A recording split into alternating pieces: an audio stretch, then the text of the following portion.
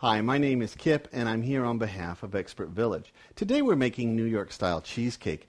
Our pastry crust has been in the refrigerator for about 10 minutes now. And it's time to remove that, to roll it out, and to put it into our cake tin. The first thing I want to do, I always do this when I'm thinking about it because I always forget to if I say, oh, I'll do that later, is just to put a healthy dose of cooking spray, or you could grease this with some Crisco, a shortening of some sort, and put your tin aside. Next, we're going to need to roll our dough out to fit in the pan.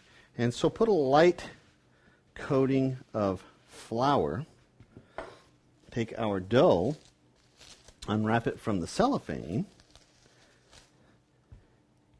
and smash it right on down.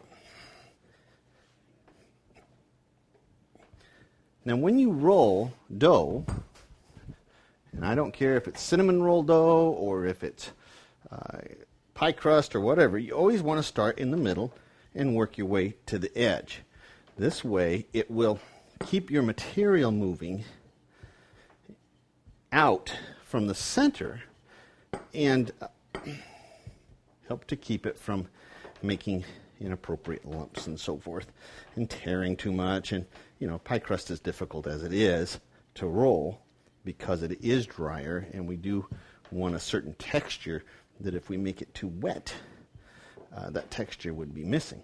So, and this crust is going to be, we want to make it thin enough and large enough to fit in the bottom of the pan and come up the sides.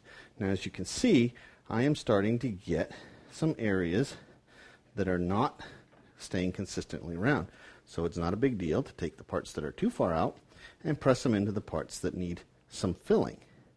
And then when we use our roller again, it will move appropriately.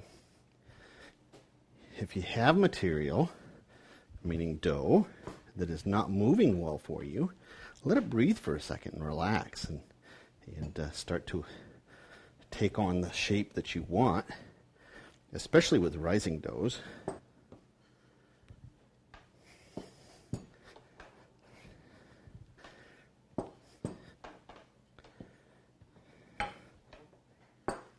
Looks like it'll fill that and come up the sides pretty well.